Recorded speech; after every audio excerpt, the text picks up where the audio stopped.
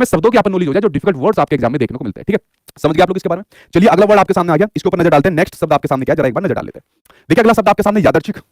यादृच्छिक शब्द आपके एग्जाम में कई बार आया। ये शब्द पहली बार आपके एग्जाम में जब आया था, जब सीटेट का पेपर आपका ऑनलाइन हुआ था, तो तब आपकी भाषा की विशेषताओं के अंदर ये शब्द पूछा था। तो मैंने कहा कि जितने भी कुछ मुश्किल शब्द आते हैं, नए नए कंसेप्ट आते हैं, भाई मैं उसको अपने रजिस्टर के अंदर लिखता रहता हूं। तो भाषा की विशेषताओं के बारे में दिया था, तो उसमें था कि जो भाषा की विशेषता नहीं थी, लेकिन 3 भाषा की विशेषता थी, उसमें शब्द आया यादृच्छिक। मैंने कहा ये तो नया शब्द आज से पहले सीटेट में आया नहीं, मैंने रजिस्टर के अंदर लिख लिया और फिर मैं उसको अपनी डेली क्लासेज में कराता रहा। इसी प्रकार से मैं सारी चीजें कराता हूं, जैसे मेरा कराने का तरीका होता है।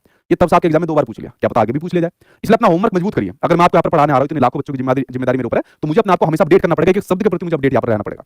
देखिए अगर बात करें आप यादृच्छिक, इसका मीनिंग यहाँ पर निकलता है स्वतंत्र। मैंने कहा आपकी भाषा की एक विशेषता होती है। क्या होती है?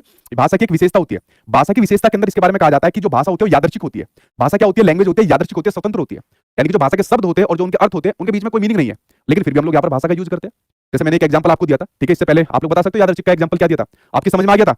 अब मान लीजिए आपने किसने लिख दिया यस या हाँ लिख दिया और कुछ लिखेगा अब देखिए यार हूं को तो आप लोग यहाँ पर लिख नहीं सकते हिंदी के अंदर हूं, लेकिन हमें पता लग जाता है कि ये हूं का मतलब क्या होता है, यानी हम हमारी हाँ के बारे में यहाँ पर कही जा रही है। जैसे लास्ट एग्जांपल मैंने आपको दिया था कि आपकी समझ में आ गया, तो कुछ कह देते नहीं और कुछ कहते।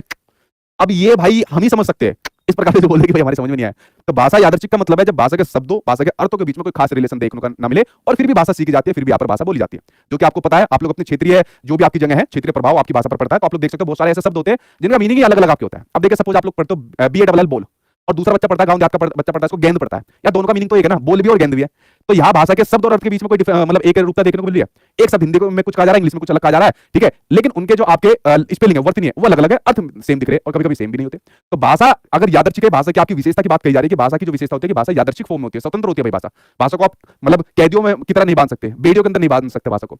अब क्वेश्चन आपसे ये कहता है कि जब हम यह कहते हैं कि भाषा यादृच्छिक है, ये बात बिल्कुल ठीक है, भाषा यादृच्छिक है, तो इसका क्या मतलब है? कि भाषा के शब्दों और उनके अर्थों के बीच में किसी प्रकार का कोई अंतर्निहित संबंध नहीं होता है। समझ गए? या नहीं समझे? समझ गए आप लोग भाषा यादृच्छिक के बारे में? तो भाषा की जो विशेषता है कि भाषा यादृच्छिक होती है, ये इसकी विशेषता यहाँ पर देखने को मिलती है। ऑप्शन नंबर फर्स्ट आपको देखने को मिलता है। अगला देखते हैं भाई। नेक्स्ट